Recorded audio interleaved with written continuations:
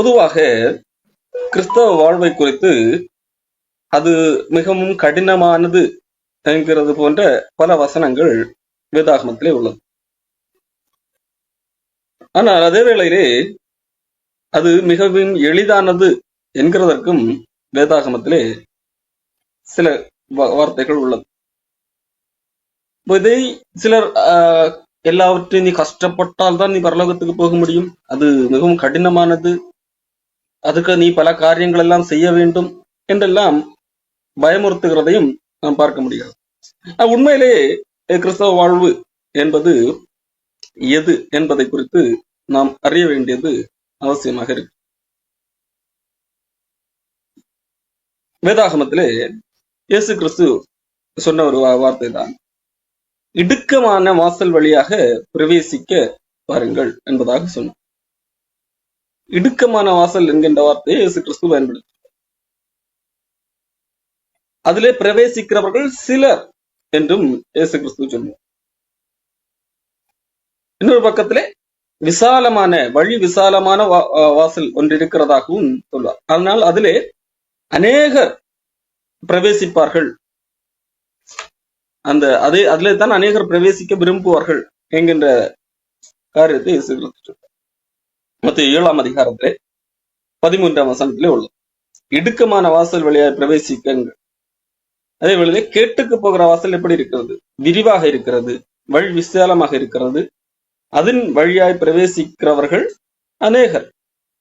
ஜீவனுக்கு போகிற வாசல் இடுக்கமும் வழி நெருக்கமுமாக இருக்கிறது, அதை கண்டுபிடிக்கிறவர்கள் சிலர். அப்போ இந்த வார்த்தைகள் பார்ப்பதற்கு எப்படி இருக்கிறது?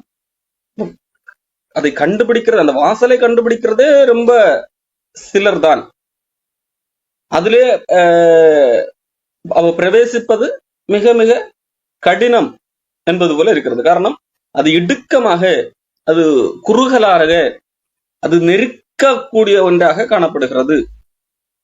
ஆனால் அதே வேளையிலே மறுபக்கம் விசாலமாக வாசல் உள்ளது, அதிலே அநேகர் இயல்பாக சுலபமாக பயணிக்கக்கூடியவர்களாக இருக்கிறார்கள். அது கேட்டுக்கு போகிற ஒன்றாக காணப்படுகிறது என்பதாக இயேசு கிறிஸ்து சொல்கிறார். அப்போ இதிலிருந்து நாம் இயல்பாகவே ஒரு காரியத்தை கண்டுகொள்ள முடிகிறது, மிக மிக கடினமாக இருக்கிறது எங்கே? ஜீவனுக்கு போகிற வாசல்.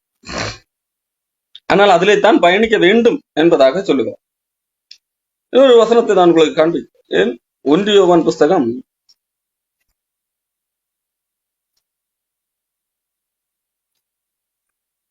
5ஆம் அதிகாரத்திலே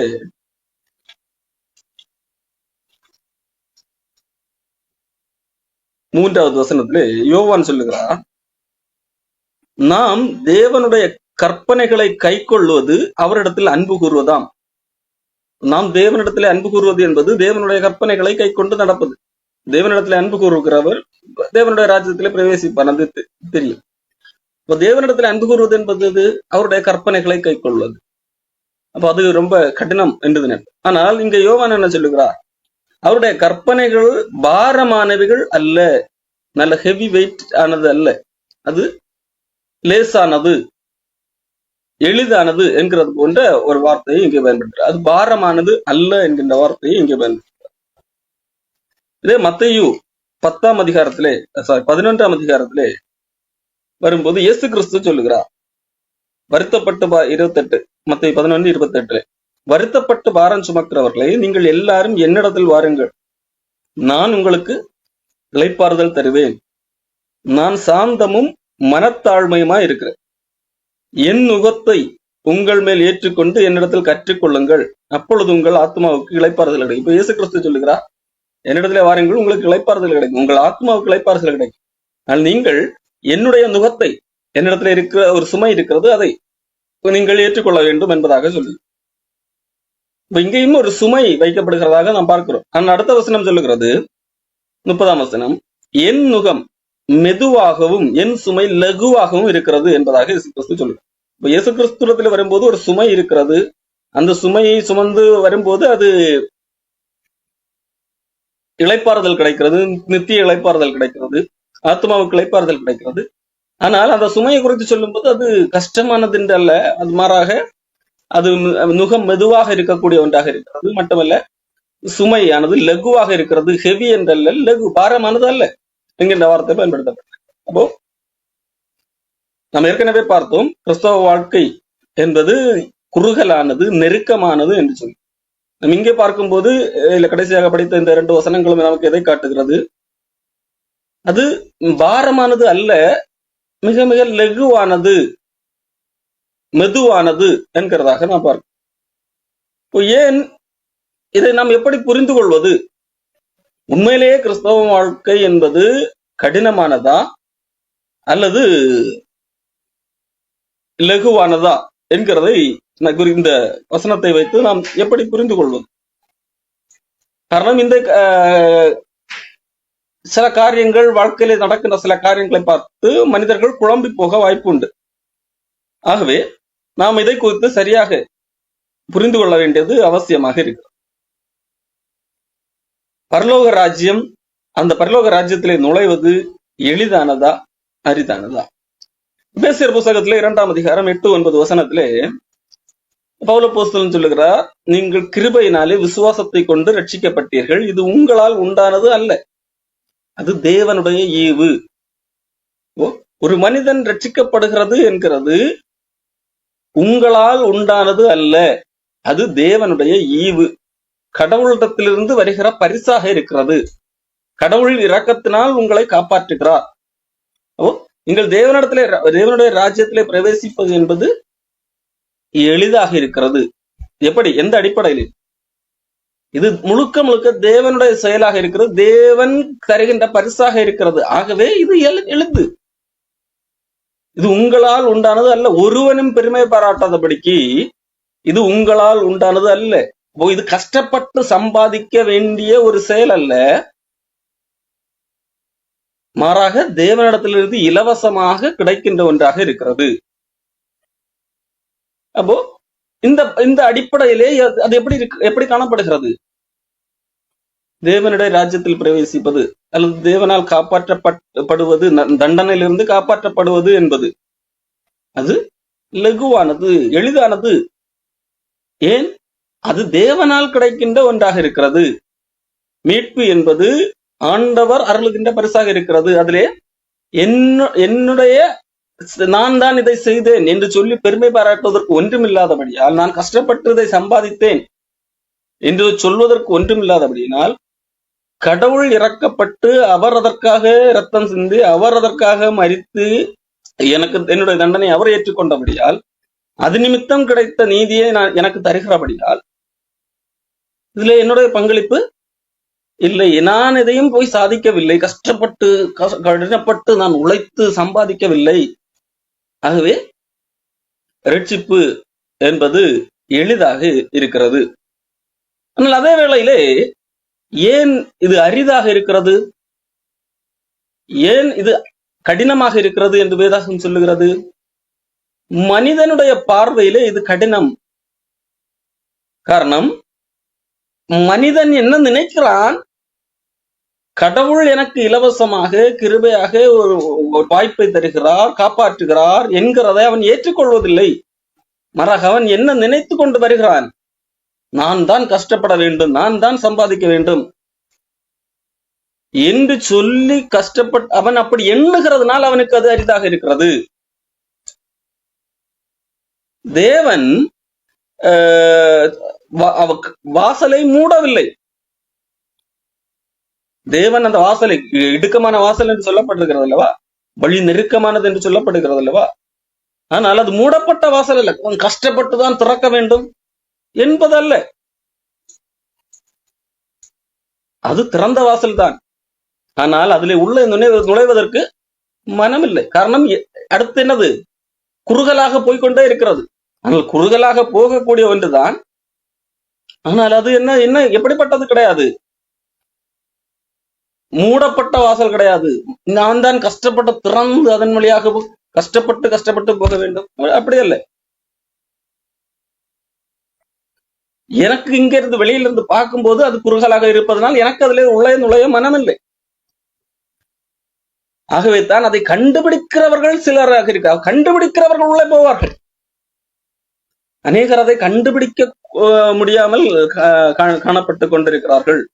வசனத்திலே மொத்தம் 7ஆம் அதிகாரத்திலே 14ஆம் வசனம், ஜீவனுக்கு போகிற வாசல் இடுக்கமும் வழி நெருக்கமுமாய் இருக்கிறது, அதை கண்டுபிடிக்கிறவர்கள் சிலர். அப்போ அந்த வாசல் இடுக்கம் தான், நெருக்கம் தான், ஆனால் உள்ளே நுழைந்து போகவே முடியாத ஒன்று அல்ல. மாறாக பிரச்சனை என்னவென்றால் அதை கண்டுபிடிக்க முடியாததுதான் பிரச்சனை. உள்ளே நுழைவது கண்டுபிடிக்கிறவர்கள் அதிலே நுழைந்து போகிறார்கள், அவர்களுக்கு அது எளிதுதான். ஆனால் இங்க என்ன பிரச்சனை, அதை கண்டுபிடிப்பதுதான் அரிதாக இருக்கிறது. பார்க்கும்போது, வெளியே இருந்து பார்க்கும்போது ஒன்று இப்படி குறுகலாக இருக்கிறது, ஒன்று விசாலமாக இருக்கிறது. அப்ப அவனாகவே சிந்தித்துக் கொள்கிறான், இதுதான் வாசல் என்று சொல்லி அவனாகவே அந்த விரிவான வாசலை பார்த்து அதிலே நுழைந்து விடுகிறான். இதை அவன் சட்டை பண்ணவில்லை, இதெல்லாம் ஒரு வாசலா, இதன் வழியாக ஒரு பாதை இருக்கிறது என்கிறதை அவன் யோசிக்கவே இல்லை. அப்போ இங்கே மனிதனுக்கு கடவுள் வாசலை அடைக்கவில்லை, மாறாக மனிதனுக்குத்தான் அதிலே நுழைவதற்கு மனம் இல்லாமல் இருக்கிறது. ஆகவேத்தான் மனிதர்கள் எப்பொழுதுமே எதை சிந்திக்கிறவர்களாக இருக்கிறார்கள், தேவன் இலவசமாக ஒரு வாய்ப்பை ஏற்படுத்தி தந்திருக்கிறார், கடவுளுடைய இரக்கத்தால் நாம் பயணிக்கலாம் என்கிறதை உணராமல், நான் எப்படி பயணிப்பது, நமக்கு நான் எப்படி செல்வது, நான் எப்படி அதை கண்டுபிடிப்பது, நான் எப்படி சம்பாதிப்பது என்கின்ற எண்ணம் இருக்கிறபடியால் அவர்களுக்கு தேவன் நியமித்திருக்கிற வாசல் கண்களுக்கு புலப்படுவதில்லை, அவர்கள் அதை கண்டுபிடிக்காமல் இருக்கிறார்கள் என்கிறது தான் உண்மையாக காணப்படுகிறது. மாறாக குறுகலான வாசல் என்கிறதுனால் அது பாரம் என்ற அர்த்தம் அல்ல. இடுக்கம் நெருக்கம் என்கிறதற்காக அது மிகவும் பாரமான ஒன்று, மூச்சு விடவே முடியாது என்கின்ற ஒன்று அல்ல. குறுகல் என்கிற காரணம் அது ஒன்று மட்டும்தான் வழி, நிறைய வழிகள் இல்லை. விசாலம் என்கிறது விசாலமாக கிடக்கும், இஷ்டப்பட்ட வழிக்கு போய் கொஞ்சம் தூரம் போகும்போது இது போர் அடிக்கிறதா, கொஞ்சம் அந்த பக்கம் கூட போகலாம், காரணம் அது விசாலம். குறுகல் என்று சொன்னால் ஒரே ஸ்ட்ரைட்டாக இருக்கும், இடையிலே டைவர்ஷன் கிடையாது, அதுதான் குறுகல். மாறாக அது ஹெவி என்ற அர்த்தம் அல்ல, அது பாரம் என்று அர்த்தம் அல்ல. அப்போ இதுக்கு எது தேவை, இதுக்கு உள்ளே நுழைகின்ற ஒன்றுதான் தேவை. உள்ளே நுழைவதற்கு வெளியிருந்து பார்க்கும்போது அது கடினமாக இருக்கும், உள்ளே நுழைந்தவர்க்கு அது எளிதாக இருக்கு. காரணம் அது தேவனுடைய செயலாக இருக்கிறது, அது தேவனுடைய நடத்துதலாக இருக்கிறது. இயேசு கிறிஸ்து சொன்னா அத என் வழியாக அல்லாமல் பிதாவினிடத்துல ஒருவன் வரா. அந்த வழி என்பது இயேசு கிறிஸ்து. அப்ப இயேசு கிறிஸ்து என்கிறதா அந்த குறுகலான வழி என்பது இயேசு கிறிஸ்து. இயேசு கிறிஸ்து வழியாக பிதாவினிடத்திலே போக முடியும். இதை கண்டுபிடிக்கிறவர்கள் சிலர், பலர் இதை கண்டுபிடிக்கவில்லை. காரணம் வெளியிருந்து பார்ப்பதற்கு அது எப்படி இருக்கிறது, குறுகலாக இருக்கிறது, நமக்கு ஏகப்பட்ட ரெஸ்ட்ரிக்ஷன் இருக்கிறது என்கிறது அப்படி தோன்றுகிறது. ஆனால் இங்கே வழி விசாலமாக இருக்கிறது. நாம பல வழிகளை உருவாக்கி, இந்த விசாலமான இடத்துல போய் நமக்கு பிடித்தமான வழிகளை நாமே கூட உருவாக்கி கொள்ளலாம். காரணம் அது விசாலம், விசாலமாக இருக்கிறது. பல டைவர்ஷன் எடுக்கலாம், நமக்கு இந்த கொஞ்சம் போர் அடிக்குதா, இந்த இன்னொரு பக்கத்துல திருப்பிக் கொள்ளலாம் என்கிறதாக காணப்படுகிறது. இயேசு கிறிஸ்து ஒரு காரியத்தை சொல்லுகிறார், அப்போ உங்களுக்கு புரியும். மத்தேயு 23ஆம் அதிகாரத்துல அன்றைக்கு இருந்த மதவாதிகளை பார்த்து ஒரு காரியத்தை சொல்லுவார். 4ஆம் வசனம், சுமப்பதற்கரிய பாரமான சுமைகளை கட்டி, அன்றைக்கு இருந்த மதவாதிகள் மனிதர்களால் சுமக்க முடியாத பாரமான காரியங்களை அதை கட்டி மனிதர்களுடைய தோள்களின் மேல் சுமத்தக்கூடியவர்களாக இருக்கிறார். அதே வேளையிலே தாங்களோ ஒரு விரலினாலும் அவர்களை அதை தொடமாட்டாதவர்களாக இருக்கிறார். ஏன் அவர்கள் மனிதர்களுக்கு சுமக்க முடியாத பாரமான காரியங்களை அவர்களுடைய தோள்களிலே கட்டினார்கள்? காரணம், அப்பொழுதுதான் நீங்கள் பரலோகத்திலே போக முடியும். நீங்கள் இந்த மாதிரி இவ்வளவு சுமைகளையும் சுமந்தால்தான், இவ்வளவு கஷ்டப்பட்டால்தான் நீங்கள் பரலோக ராஜ்யத்துக்கு போக முடியும் என்று சொல்லி மக்களை அந்த அடிப்படையில் ஏகப்பட்ட கட்டுப்பாடுகள், அவர்களால் சுமக்கவே முடியாத காரியங்களை எல்லாம் அவர்களிடத்திலே சுமத்தி அப்படிப்பட்ட காரியங்களை செய்தார்கள். ஆகவே அதை இயேசு கிறிஸ்து இங்க குறிப்பிட்டு பேசுகிறார். அன்றைக்கு இருந்த மதவாதிகள் இப்படித்தான் செய்தார்கள் என்று. ஆனால் இயேசு கிறிஸ்துவும் மனிதர்களுக்கு என்ன சொல்லுகிறார்? கட்டளைகளை கொடுத்திருக்கிறார். அதை குறித்துதான் யோவான் சொன்னபோது 1 யோவான் 5ஆம் அதிகாரத்திலே 3ஆம் வசனத்திலே என்ன சொல்லப்படுகிறது? நாம் தேவனிடத்தை கற்பனைகளை கை கொள்வதும் அவரிடத்தில் அன்பு அவரிடத்தில் அன்பு கூறுகிறேன் என்று சொல்லுகிறது என்ன அர்த்தம்? நான் அன்பு கூறுகிறேன் என்று சொல்லிவிட்டு அவர் சொன்னபடியெல்லாம் நான் கேட்க மாட்டேன், ஆனா அவர்கிட்ட அன்பா இருக்கிறேன் என்று சொன்னா அது என்ன நியாயம்? ஒரு மனிதன் அன்பா இருக்கிறான்னு சொன்னா அந்த அன்பை எப்படி காட்ட முடியும்? அவரை எனக்கு பிடிச்சிருக்குன்னா அவர் சொல்றபடி நான் கேட்பேன். அதான் அவரிடத்திலே அன்பா இருக்கிறோம் என்பது அவருடைய கற்பனைகளை கை கொள்வதுதான். அவருடைய கற்பனைகள் பாரமானவைகள் அல்ல, அது பாரம் கிடையாது.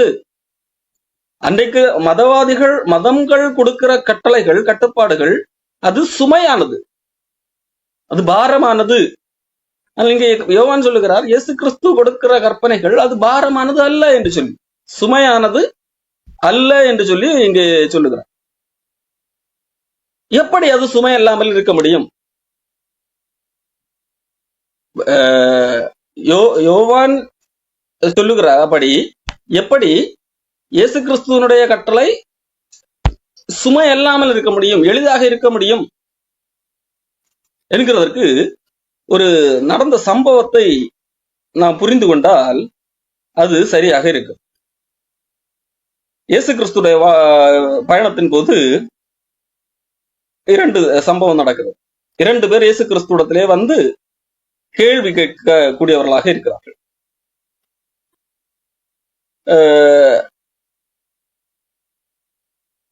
ஒருத்தன் கேட்கிறான், நான் நித்திய ஜீவனுக்கு பிரவேசிக்க வேண்டுமானால் நான் என்ன செய்ய வேண்டும் என்று சொல்லி கேள்வி கேட்கிறான். அப்ப இயேசு கிறிஸ்து சொல்லுதா, கட்டளைகளை கற்பனைகளை கைக்கொள் என்று சொல்லி.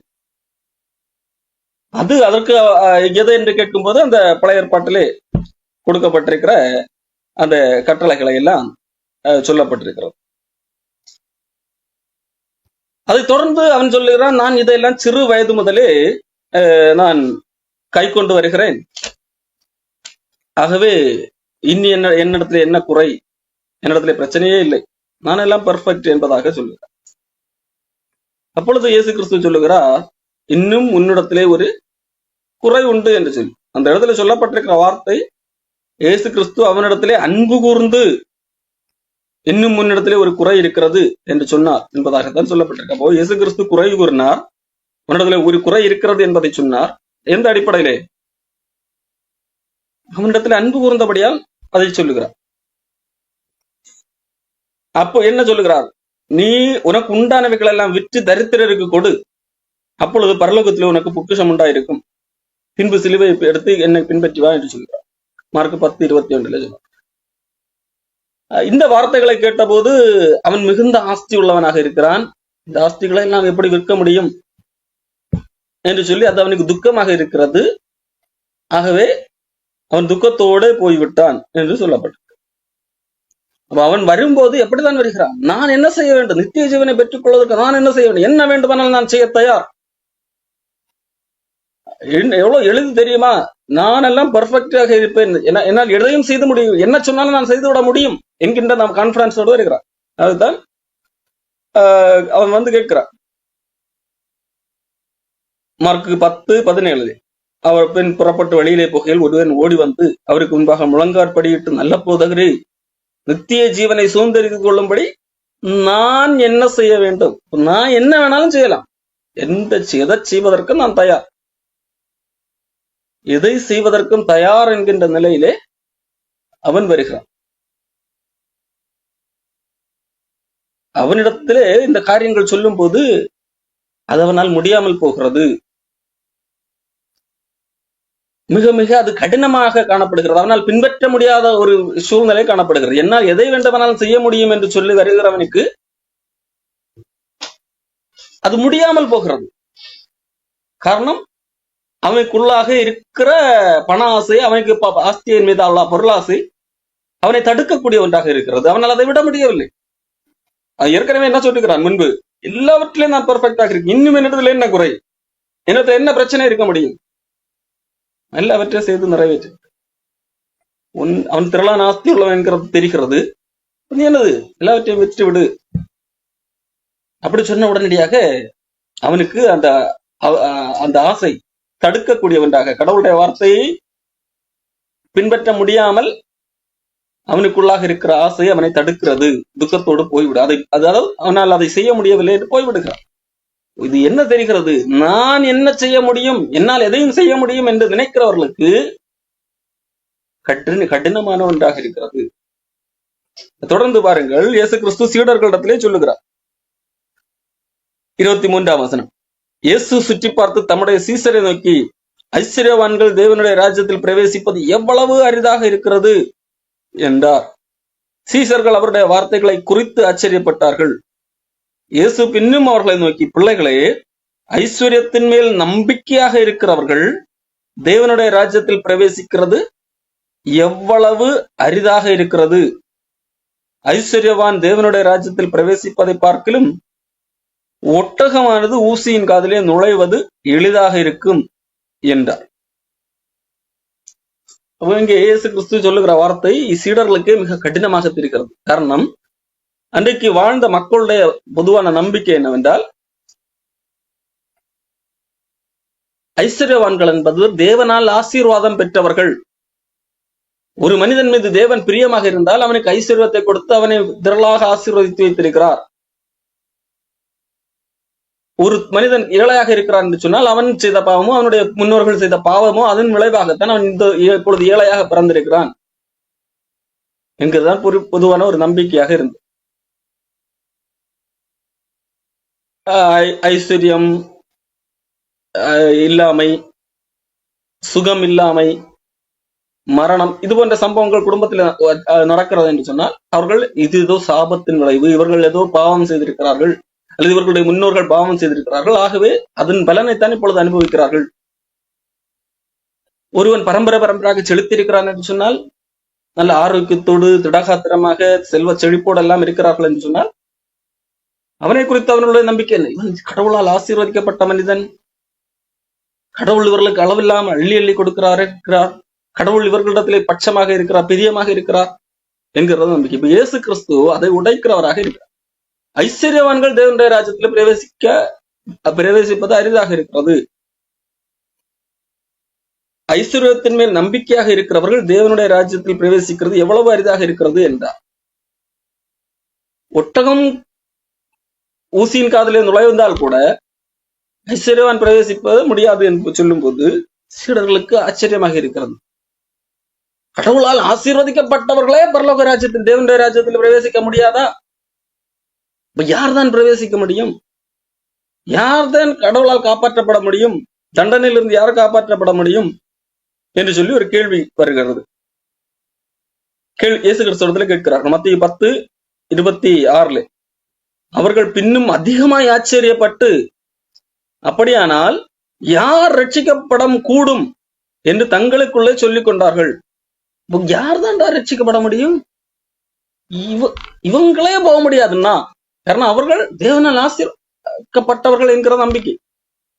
இவங்களே போக முடியாதுன்னா, தேவனால் ஆசீர்வதிக்கப்பட்டு இந்த நிலைமையில உயர்ந்திருக்கிறார்கள், சமூகத்திலே பெரிய செல்வாக்கு, இவங்களே போக முடியாது அப்படின்னா யாரு போக முடியும்? இப்ப யாருமே பரலோகத்துல போக முடியாதா? யார் தான் ரட்சிக்கப்பட முடியும்? அவங்க கடவுளுடைய வார்த்தைகள் எல்லாம் கீழ்ப்படித்து நடந்ததுனால, எல்லா கற்பனைகளையும் கை கொள்ளுகிறதுனால கடவுள் அவர்களை ஆசீர்வதித்து வைத்திருக்கிறார். அவங்களே இப்ப பரலோகத்துக்கு போக முடியாதுன்னா, நீங்க பாவம் செஞ்சதுனால நிறைய பேர் ஏழைகளா இருக்கிறாங்க, அவங்க எல்லாம் எப்படி போக முடியும்? இதான் அந்த நம்பிக்கையின் அடிப்படையில் வருகிற கேள்வி. அவர் தவறான நம்பிக்கை. இயேசு கிறிஸ்து அதற்கு பதில் கொடுக்கிறார். இயேசு அவர்களை பார்த்து, மனுஷரால் இது கூடாதது தான். யார் ரட்சிக்கப்பட முடியும் என்பதற்கு மனுஷரால் இது கூடாதது அரிதானது, கடினமானது. எந்த ஒரு மனுஷனாலும் காப்பாற்றப்படுவது, தேவனுடைய ராஜ்யத்தில் பிரவேசிப்பது என்பது அரிது. ஒட்டகம் எப்படி ஊசியின் காதில் நுழைவது முடியாத காரியமோ அதே போலதான் ஒரு மனிதன், எந்த ஒரு மனிதனாக பரலோக ராஜ்யத்திலே நுழைவது கூடாத காரியம். மனுஷரால் இது கூடாது. அவன் என்ன செய்தாலும், அவன் வந்து சொன்னான் இல்ல, நான் என்ன செய்ய வேண்டும், செய்வதற்கு என்ன சொன்னாலும் செய்வதற்கு ரெடி என்று வந்தான் அல்லவா, அவனால் முடியாது. ஆகவே தான் துக்கத்தோடு போய்விட்டார். ஏன் முடியாது தெரியுமா? யாக்கோபு சொல்லுகிறார்,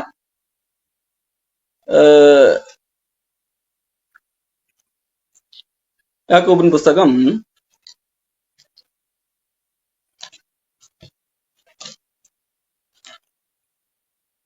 2ஆம் அதிகாரத்திலே 10-11 வசனத்திலே யாக்கோபு சொல்லுகிறார், ஒருவன் நியாயப்பிரமாணம் முழுவதையும் கை கொண்டிருந்தும், கற்பனைகளை எல்லாம் கை கொண்டிருந்தும், எல்லாம் நான் கை கொள்ளுகிறேன் என்று சொன்னான் அல்லவா, நான் என்ன செய்வதற்கு ரெடி. நித்திய ஜீவனை போவதற்கு என்ன பண்ண வேண்டும், என்ன வேணாலும் பண்ணலாம். அப்படி பண்ணும்போது ஒரு முழுவதையும் கை கொண்டிருந்தும் ஒன்றிலே தவறினால், ஏதாவது ஒரு விஷயத்துல ஸ்லிப் ஆயிட்டா எல்லாவற்றிலும் குற்றவாளியாக இருப்பார். நான் 99 காரியங்கள் சரியாக செய்து விட்டேன், வெறும் ஒரு காரியத்துல லைட்டா ஸ்லிப் ஆயிட்டேன். அதோட அர்த்தம் என்னது? எல்லாவற்றிலும் குற்றவாளி. நீ ஏற்கனவே செய்தா இல்லவா 99 காரியங்கள், அதுலயும் நீ தப்புதான், அதுவும் 0 தான். 99 மார்க் வாங்கிட்டு ஒண்ணுல ஒரு மார்க் வாங்கலன்னா 100க்கு 99 அல்ல, 100க்கு 0 தான். நியாயப்பிரமாணம் முழுவதையும் கை கொண்டிருந்தும் ஒன்றிலே தவறினால் எல்லாவற்றிலும் குற்றவாளியாக இருப்பான். ஏனென்றால் விபச்சாரம் செய்யாதிருப்பாயாக என்று சொன்னவர் கொலை செய்யாதிருப்பாயாக என்றும் சொன்னார். ஆதலால் நீ விபச்சாரம் செய்யாமல் இருந்தாலும் கொலை செய்தாயானால் நியாயப்பிரமாணத்தை மீறுகிட்டாய். ஏகப்பட்ட சட்டத்திட்டங்கள் இருக்கிறது அல்லவா, நான் இதெல்லாத்தையும் செய்து விட்டேன். இந்த பொருளாசை மட்டும் இச்சை அது மட்டும் வரல, விட உடையல, பாக்கி எல்லாத்தையும் சரி. அப்ப ஒரு மார்க் தான் கம்மியாச்சு இல்ல, அதே நியாயப்பிரமாணத்துல தான் இதுவும் இருக்கு. நீ ஆட்டோமேட்டிக்கா நியாயப்பிரமாணத்தை மீறி விட்டாய். நியாயப்பிரமாணத்தை மீறினா என்னது? 99 சரியா செஞ்சானே, ஒண்ணுதானே தப்பு. அந்த ஒண்ணு எங்க இருக்கு? நியாயப்பிரமாணத்துக்கு தான் இருக்கு. அப்ப நியாயப்பிரமாணத்தை நீ மீறி விட்டாய். ஆகவே ஒன்றே தவறினாலும் நீ எல்லாவற்றிலும் குற்றவாளியாக காணப்படுவாய் என்பதாக சொன்னார். அந்த அடிப்படையில தான் எந்த ஒரு மனிதனாலும் தேவனுடைய ராஜ்யத்தில் பிரவேசிக்க முடியாது.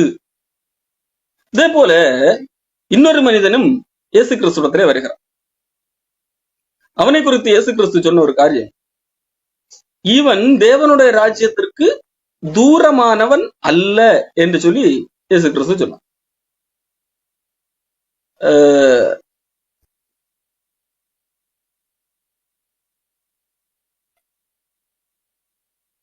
மார்க்கு 12ஆம் அதிகாரத்திலே 34ஆம் வசனம், அங்கேயும் இயேசு கிறிஸ்துவிடத்திலே ஒருத்தன் வருகிறான். அவன் என்ன ஏன் அப்படி அவனிடத்திலே சொன்னார் என்று சொன்னால், மார்க்கு 12ஆம் அதிகாரம் 34 28 இருந்து படிக்கும். வேத பாரகரில் ஒருவன் அவர்கள் தர்ப்பணம் அதை கேட்டு அவர்களுக்கு நன்றா இயேசு கிறிஸ்து உத்தரவு சொன்னார் என்று அறிந்து அவரிடத்தில் வந்து, இயேசு கிறிஸ்துவிடத்திலே வந்து, கற்பனைகளின் எல்லாம் பிரதான கற்பனை எது என்று கேட்டான். இயேசு கிறிஸ்துவிடத்திலே வந்து கேட்கிறான், ஆண்டவரே, நான் அவனை போல இவன் வரவில்லை. அவன் என்ன செய்திருந்தான்? நான் என்ன செய்ய வேண்டும், நான் என்ன செய்ய வேண்டும் ரெடி என்று வருகிறான். இவன் அப்படி வரவில்லை. இவன் மாறாக இதுல எல்லாம் எது பிரதான கற்பனை, நிறைய கற்பனை இருக்குது அல்லவா, அதுல எது முக்கியமான பிரதானமான கற்பனை என்று சொல்லி இயேசு கிறிஸ்துவிடத்துல வந்து கேட்கிறான். ஏன் கேட்கிறான்? இயேசு கிறிஸ்துவிடத்திலே போனால் நன்றாக உத்தரவு சொல்ல, சோதிக்கும்படியாக வரவில்லை, நன்றாக உத்தரவு சொன்னார் என்று அறிந்து வருகிறான். இயேசு அவனுக்கு பிரதித்திரமாக, கற்பனைகள் எல்லாம் பிரதான கற்பனை என்னவென்றால், இஸ்ரவேலை கேள், நம்முடைய தேவனாகிய கர்த்தர் ஒருவரே, உன் தேவனாகிய கர்த்தரிடத்தில் உன் முழுவதோடும் உன் முழு ஆத்மாவோடும் உன் முழு எனதோடும் உன் முழு பலத்தோடும் அன்பு கூறுவாயாக என்பதே பிரதான கற்பனை. இதற்கு ஒப்பாயிருக்கிற இரண்டாம் பிரதான கற்பனை எது? உன்னிடத்தில் நீ அன்பு கூறுவது போல பிறனிடத்திலும் அன்பு கூறுவாயாக என்பதை, இவைகளிலும் பெரிய கற்பனை வேறொன்றும் இல்லை என்று சொல்லி இயேசு கிறிஸ்து சொல்லுகிறான். அதற்கு அவன் என்ன சொல்லுகிறான்? சரிதான் போதகரே, நீர் சொன்னது சத்தியம். ஒரே தேவன் உண்டு, அவரை தவிர வேறு தேவன் இல்லை. முழு இருதயத்தோடும் முழு மனதோடும் முழு ஆத்மாவோடும் முழு பலத்தோடும் அவரிடத்தில் அன்பு கூறுகிறதும் தன்னிடத்தில் அன்பு கூறுகிறது போல பிறனிடத்தில் அன்பு கூறுகிறதுமே சர்வாங்க தகனம் முதலிய பலிகளை பார்க்கிலும் முக்கியமாக இருக்கிறது என்றான். இயேசு கிறிஸ்து சொன்னதை அவன் அங்கீகரித்ததோடு அவன் இப்படி விளக்கம் பதில் சொல்லுகிறான். ஆமாண்டவரே, எல்லா மற்ற கற்பனைகளை இதை செய்யறத காட்டிலும் பலி காண்டவருக்கு நான் இதை செய்யறேன் அதை செய்தேன்னு சொல்லிட்டு 1000 பலிகளை எல்லாம் கொடுக்கறதை காட்டிலும் அன்பு கூறுவது, தேவனிடத்தில் அன்பு கூறுவதும் அதே போல மனிதர்களிடத்தில் அன்பு கூறுவதும் தான் முக்கியம் என்பதாக சொல்லுகிறார். இதை பாராட்டுத்தான் ஆண்டவர் சொல்லுகிறார், இயேசு அவரை கண்டு, நீ தேவனுடைய ராஜ்யத்திற்கு தூரமானவன் அல்ல, நீ தொலைவில் இருக்கவில்லை, உனக்கு தேவ ராஜ்யம் பக்கத்திலே தான் இருக்கிறது என்று சொல்லி இங்க சொல்லுகிறார். இவன் அவனும் வந்து கேள்வி கேட்கிறான். அவனை குறித்து என்ன சொன்னார்? முடியாது, அரிதாக இருக்கிறது, மனிதனால் இது கூடாத காரியம் என்பதாக சொன்னார். இவனை குறித்து என்ன சொல்லுகிறா? இவன் தேவ ராஜ்யத்துக்கு ரொம்ப தூரத்திலே எல்லாம் இருக்கிறான் அல்ல, தூரமானவன் அல்ல, அதாவது ரொம்ப பக்கத்திலே வந்து விட்டான். அவனோட புரிதல் தேவனுடைய ராஜ்யத்துக்கு ஏற்றதாக இருக்கிறது. இன்னும் பக்கத்திலே இருக்கிறான். இன்னும் சில காரியங்களை புரிந்து விட்டால் அவன் உள்ளே வந்து விடுவான். இது எதை காட்டுகிறது? ஒரு மனிதன் நான் என்ன செய்ய வேண்டும் என்று சொல்லி எதை வேண்டுமானாலும் சாதித்து விடலாம், என்னால் எதை வேண்டுமானாலும் சாதிக்க முடியும் என்கின்ற எண்ணத்தோடு வருகிறான். அவன் அந்த விஷயம் அவனுக்கு முடியவில்லை, முடியாது என்று சொல்லுகிறான். ஆனால் இவன் அன்புதான் முக்கியம், அன்பின் அடிப்படையில தேவனிடத்துல சேர வேண்டும், அந்த அன்பின் அடிப்படையிலே தான் நாம் தேவனுக்கு பிரியமானவைகளை செய்ய வேண்டும் என்கின்ற புரிதல் உள்ளவனாக மாறிவிட்ட காரணத்தினால், அப்படிப்பட்ட எண்ணமுடையவனாக காணப்பட்டதனால் இவன் தேவனுடைய ராஜ்யத்துக்கு தூரமானவன் அல்ல என்று சொல்லி சொல்லுகிறான். இதைத்தான் பவுல் சொல்லுகிறார், அன்புடன் கூடிய விசுவாசமே என்று சொல்லி.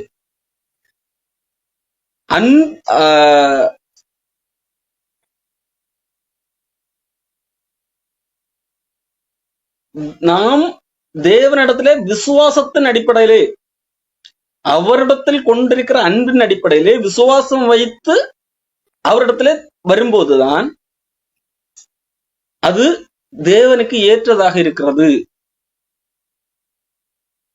மாறாக நான் என்னுடைய முயற்சியினால் எதை செய்ய வேண்டும் அதை செய்ய வேண்டும் என்று வரும்போது அது தவறாக முடிகிறது. அது மனிதனால் முடியாத ஒரு காரியமாக காணப்படுது.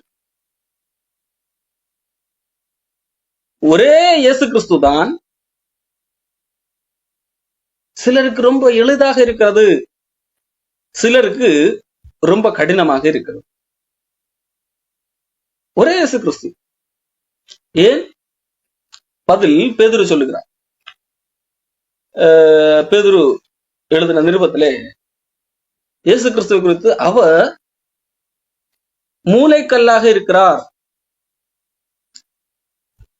1 பேதுரு 2ஆம் அதிகாரம் 6ஆம் வசனம், இதோ தெரிந்து கொள்ளப்பட்டதும் விலையேற பெற்றதுமா இருக்கிற மூளைக்கல்லை சீயோனில் வைக்கிறேன், அதன் மேல் விசுவாசமாக இருக்கிறவன் வெட்கப்படுவதில்லை என்று வேதத்திலே சொல்லி இருக்கிறது. அப்போ இயேசு கிறிஸ்துவனிடத்திலே விசுவாசமாக இருக்கிறவன் அவர் வெட்கப்படுவதில்லை.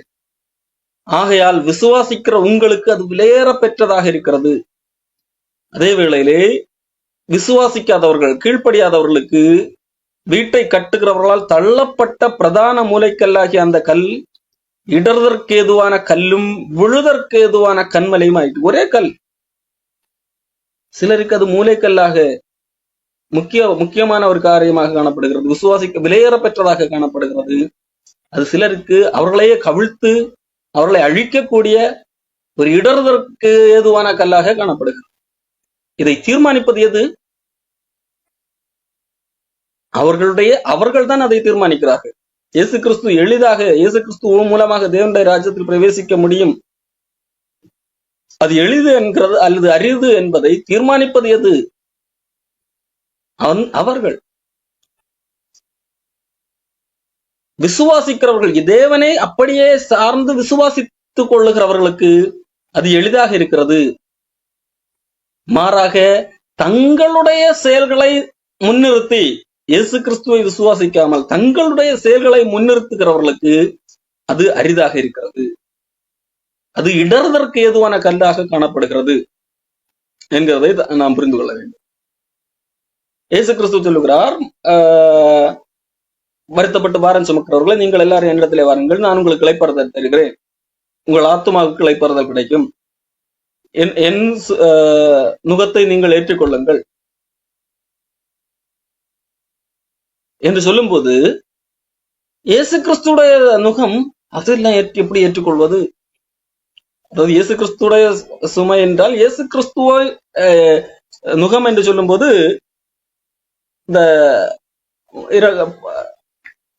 உழுவதற்கு இரண்டு மாடுகள் போகும். அந்த மாடுகளை பூட்டுவதற்காக ஒரு தடியை வைத்துக் கொள்வார்கள். அந்த தடிதான் நுகம்.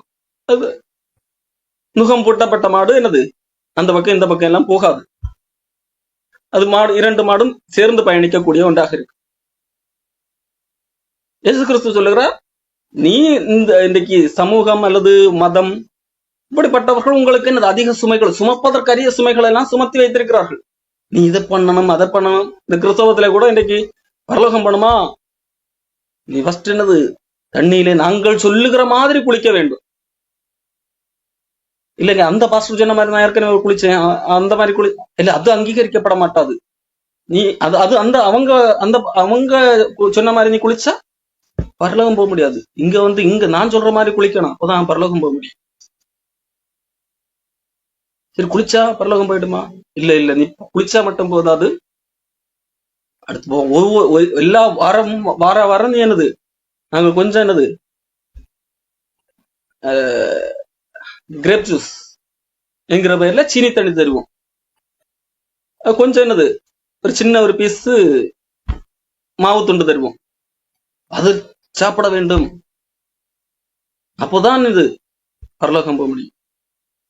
இன்னொருத்தர் என்ன சொல்லுவார், இல்ல அவங்க கொடுக்குற மெத்தட்ல நீ கொடுத்தா அந்த அவர் கையால நீ வாங்கினா போக முடியாது பரலோகம் பண்ணா நாங்க கொடுக்குற மெத்தட்ல தான் கொடுக்கணும். நாங்க என்ன பண்ணுவோம், வந்த கால்களை எல்லாம் முதல்ல சுத்தம் பண்ணுவோம், கால்களை கழுவி நாங்க இந்த கிரேப் ஜூஸ் தருவோம். இந்த மெத்தட்ல நீங்க போனா பரலோகம் போக முடியும். சரி, அப்ப ஏதோ ஒரு மெத்தட் நான் இது பரலோகம் போக முடியுமா? இல்ல, போக முடியாது. நீங்கள் பரலோகம் போனா நீ என்னது ஒரு நாள் கூட தவறாம என்னது சர்ச்சுக்கு வரணும். உங்க வீட்டுல சாவு விழுந்தா கூட நீ அங்க இருக்கக்கூடாது, இங்கதான் இருக்கணும். 8 மணிக்குன்னா 7:30 இங்க வந்திருக்கணும். மிஸ் ஆனா போச்சு. சரி, அது பண்ணா இல்ல. அடுத்து நீ எங்களை மாதிரி என்ன பண்ணணும், குதிக்க வேண்டும், எங்களை மாதிரி கீழே விழுந்து உருள வேண்டும், எங்களை மாதிரி வாக்கி வந்ததை உளர வேண்டும். இல்லைன்னா நீ என்னது பரலோகம் எல்லாம் போக முடியாது. இப்படி ஸ்டெப்பா ஒவ்வொரு காரியமாக செய்து கொண்டே இருக்கும். அடுத்து நீங்கள் என்னது முக்கியமாக தசமபாகம் தர வேண்டும். இப்போ இப்படி ஏகப்பட்ட கட்டுப்பாடுகள் விதிப்பார்கள். வெள்ளை ஆடை உடுத்த வேண்டும், அது ஒவ்வொரு இடத்துக்கு ஏற்ற மாதிரி பல்வேறு கட்டுப்பாடுகள் இருக்கு. அப்ப இப்படி பல்வேறு சுமைகள் மனிதர்களிடத்திலே சுமத்துவார்கள். அன்றைக்கு கிறிஸ்தவர்களானவர்களிடத்திலே நீங்கள் மறுபடியும் அந்த மோசை கொடுத்த கட்டளைகளை எல்லாம் செய்ய வேண்டும், விருத்த சேதனம் செய்ய வேண்டும், அது செய்ய வேண்டும் என்றெல்லாம் சொன்னது போல இன்றைக்கும் பழைய ஏற்பாட்டில் இருந்துள்ள கட்டளைகள், மனிதர்களாக புதிதாக ஏற்படுத்தின கட்டளைகள் என்று சொல்லி ஏகப்பட்ட கட்டுப்பாடுகள். அது இயேசு கிறிஸ்துவை சொல்லுகிறார் சுமப்பதற்கு முடியாத காரியம் என்று சொல்லி. இயேசு கிறிஸ்துவை சொல்லுகிறார், அப்படி வருத்தப்பட்டு பாரம் சுமக்கிறவர்களே, சுமக்க முடியாத காரியங்களை சுமந்து கொண்டிருக்கிறவர்களே, ஏன் சுமக்கிறீர்கள்? நான் என்ன செய்ய வேண்டும், பரலோக ராஜ்யத்துக்கு போக நான் என்ன செய்ய வேண்டும் என்று நீங்கள் கேட்பதால் அந்த மதவாதி சொல்லுகிற காரியத்தை பின்பற்றுகிறீர்கள், இந்த மதவாதி சொல்லுகிற காரியத்தை பின்பற்றுகிறீர்கள். நான் என்ன செய்ய வேண்டும் என்று சொல்லி அவன் சொல்லுகிறதை கேட்கிறீர்கள், இவன் சொல்லுகிறதை எப்படியாக என்னது நான் ஏதாவது ஒரு பரிகாரம் செய்ய வேண்டும் என்று சொல்லி எல்லாவற்றையும் சுமந்து கொண்டு திரிகிறவர்களே, நீங்கள் என்னிடத்திலே வாருங்கள், என்னிடத்திலே வந்தால் நான் உங்களுக்கு இளைப்பாறுதல் தருவேன். அவன் என்ன சொல்லுகிறான், இவன் என்ன சொல்லுகிறான் என்று சொல்லி போகாதீர்கள். இயேசு கிறிஸ்து மத்தேயு 24ஆம் அதிகாரத்திலே சொல்லு, கிறிஸ்து அங்கே இருக்கிறார் என்று சொன்னால் அங்க போகாதீங்க, இங்கே இருக்கிறார்னு சொன்னா இங்கேயும் போகாதீங்க. அவங்க எல்லாம் கள்ளர்கள், ஏமாற்றிக்காரர்கள். அவர்கள் சொல்லுகிற வழிகளை அதை பின்பற்றி இதை பின்பற்றி என்று சொல்லி உங்களை கெடுத்துக் கொள்ளாதீர்கள். அப்படி நீங்கள் பாரத்தை சுமந்து கொண்டிருக்கிறவர்களே, நீங்கள் என்னிடத்துல வருங்க, நான் உங்களை களைப்பார்த்தல். அப்ப உங்ககிட்ட வந்தா எல்லா சுமையும் இறக்கி வச்சுக்கலாமா? எல்லா சுமையும், அந்த சுமைகள் எல்லாம் விட்டு விட்டு நான் ஒரு சுமை தர்றேன், அதை ஏற்றுக்கொள்ளுங்கள் என்று சொல்லி இயேசு கிறிஸ்து. அது என்னடா அங்க அங்க அங்க இருக்கிறதா மனுஷனால சுமக்க முடியாத பாடுகள்னு சொல்லி இயேசு கிறிஸ்து சொல்றாரு. சரி, அப்படின்னு போயிட்டு இங்க வந்தா சரி, இவராவது ஒரு சுமையும் இல்லாத ஒரு காரியத்தை தருவார் பார்த்தா இவரும் சுமையத்தானே தர்றாரு. நீங்கள் என்னுடைய நுகத்திலே பங்கெடுத்துக் கொள்ளுங்கள் என்பதாக சொல்லுங்க. மத்தேயு 11 அப்பொழுதுதான் உங்களுக்கு ஆத்மாவுக்கு இளைப்பாறுதல் கிடைக்கும். அப்ப இங்க வந்தாலே என்னது? சுமையை தூக்க வேண்டியிருக்குது, சுமையை சுமக்க வேண்டியிருக்கிறது, அந்த நுகத்தை சுமக்க வேண்டியிருக்கிறது. நான் சாந்தவும் மனத்தாழ்மையுமாக இருக்கிறேன், என் நுகத்தை உங்கள் மேல் ஏற்றுக்கொண்டு என்னிடத்தில் கற்றுக்கொள்ளுங்கள். அப்போ நீங்க என்னது? என்னுடைய நுகம், என்னிடத்துல ஒரு நுகம் இருக்கிறது, அதை நீங்கள் ஏற்றுக்கொள்ளுங்க, கற்றுக்கொள்ளுங்க. ஆனால் இந்த சுமை பாரமானது அல்ல, இது மெதுவானது, லகுவானது. அப்போ இது இது எதை காட்டுகிறது? 2 மாடுகள் பயணிக்கிறது. இந்த 2 மாடுகளையும் பூட்டப்பட்டிருக்கிற அந்த தடி இருக்கிறது அல்லவா, அந்த தடி அந்த மாடை என்ன செய்யும்? அது அது ஒரு 2ஐயும் ஒரே விதமாக ஒரே கோட்டிலே பயணிக்க வைக்கும். இயேசு கிறிஸ்து நுகத்தை, இயேசு கிறிஸ்து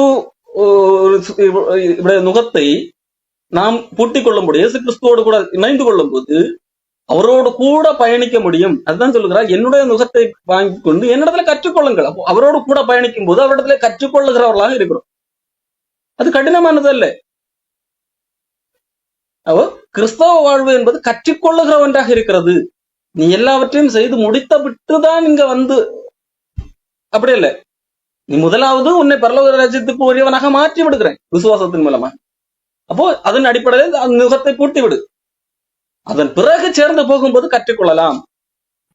என்னுடைய நுகத்தை நீங்கள் ஏற்றுக்கொண்டு என்னிடத்திலே கற்றுக்கொள்ளுங்கள், அப்பொழுது உங்களுடைய ஆத்மாவுக்கு இளைப்பாறுதல் கிடைக்கும். அது லகுவானது, மெதுவானது, கடினமானது அல்ல. ஆனால் நாம் என்ன நினைக்கிறோம்? இது கடினமானது என்று சொல்லி அதை விட்டு விட்டு வெளியே வர பார்க்கணும். இயேசு கிறிஸ்து என்ன சொன்னா? நான் என்ன செய்ய வேண்டும், நான் என்ன செய்ய வேண்டும் என்று வந்தவர்களை பார்த்து இதை ஒரு தண்டத்துல என்ன சொன்னார்? நீ இதையெல்லாம் செய் என்று சொன்னபோது அவனால் முடியவில்லை, மனுஷனால் முடியாது. ஆனால் சொல்லுகிறார், தேவனால் இது கூடும்.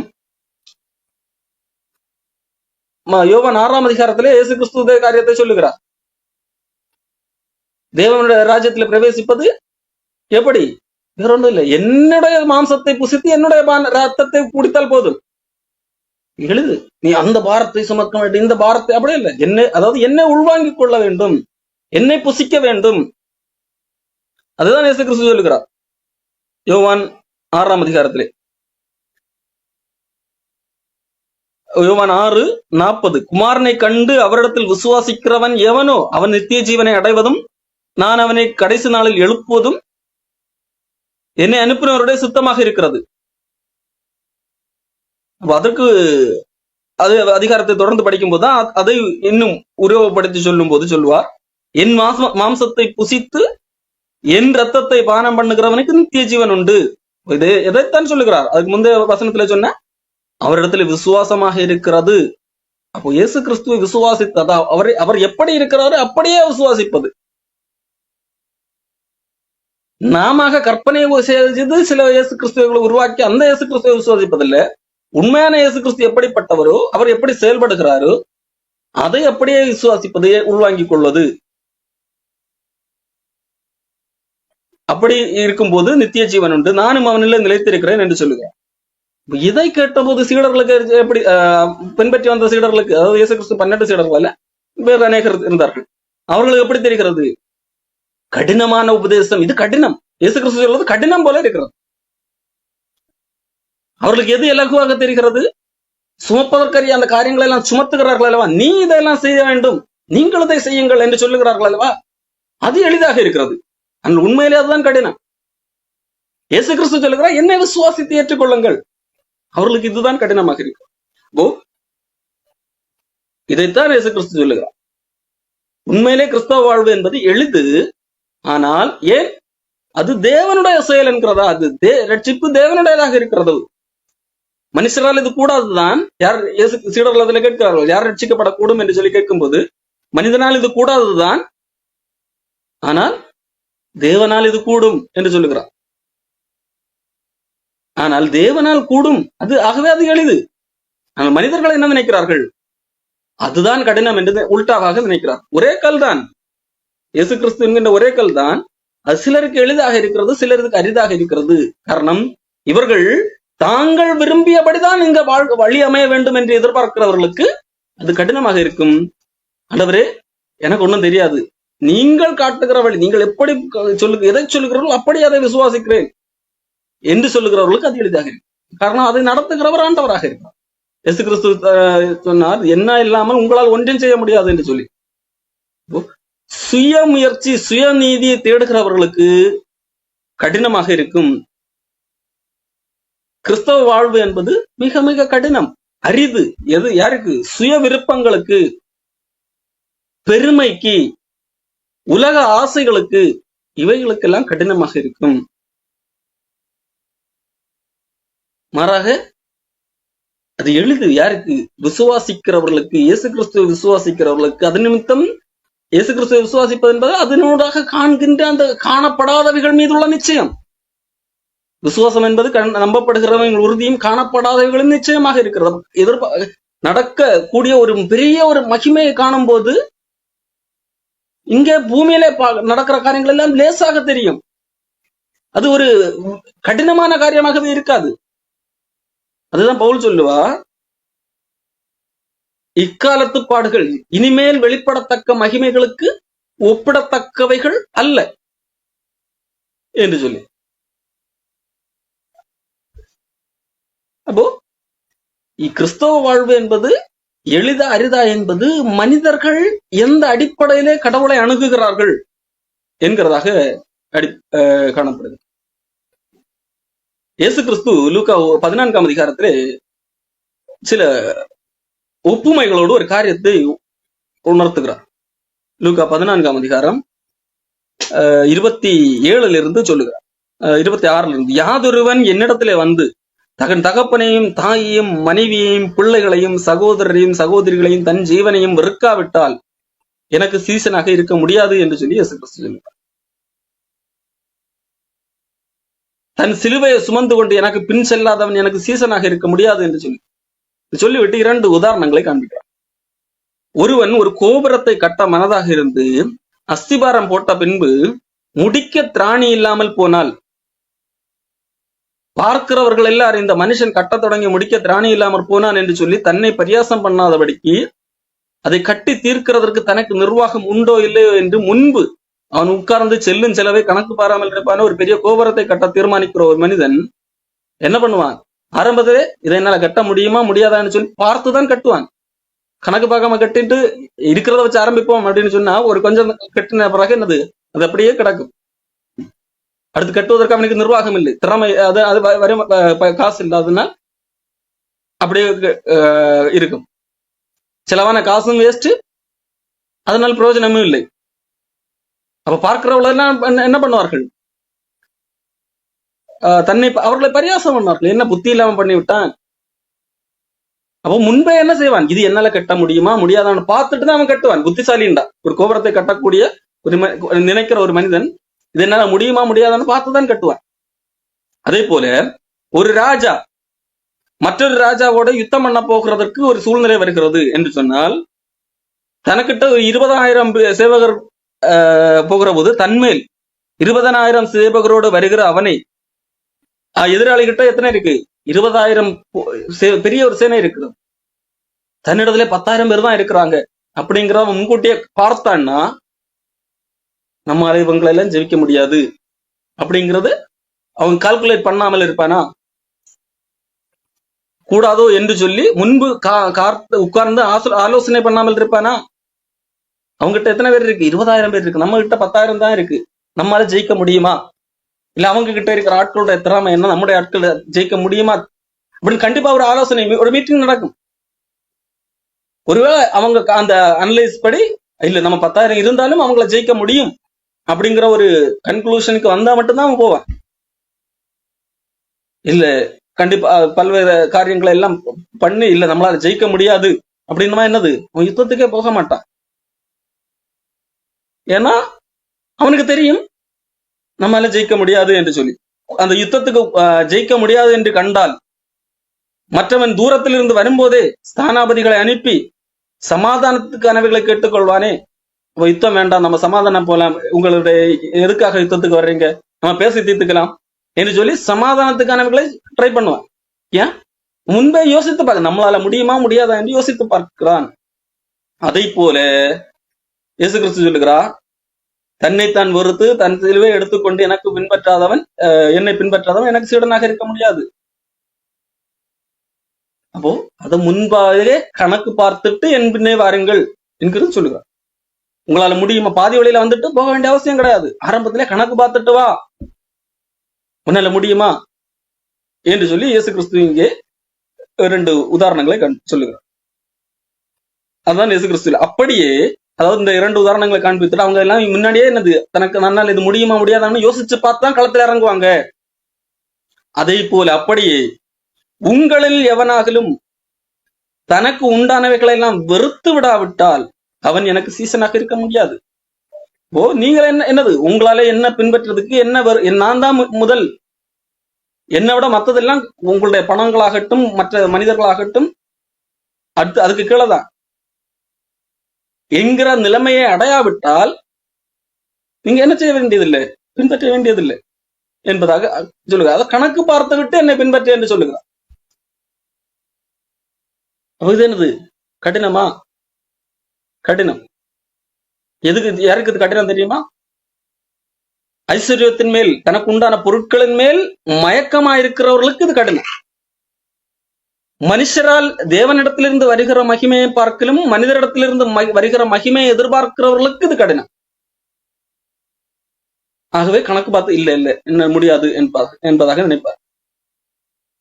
ஆனால் யாருக்கு இது எளிதாக இருக்கும்? தேவனிடத்திலிருந்து வருகிற மகிமையை எதிர்பார்க்கிறவர்களுக்கு இது எளிதாக இருக்கும். இயேசு கிறிஸ்து இதைத்தான் சொல்லுகிறார். மத்தேயு யோவான் 5ஆம் அதிகாரத்திலே 44ஆம் வசனம், தேவனாலே மாத்திரம் வருகிற மகிமையை தேடாமல் ஒருவரால் ஒருவர் வருகிற மகிமையை ஏற்றுக்கொள்ளுகிற நீங்கள் எப்படி விசுவாசிப்பீர்கள்? அதுக்கு பேர் விசுவாசமே அல்ல.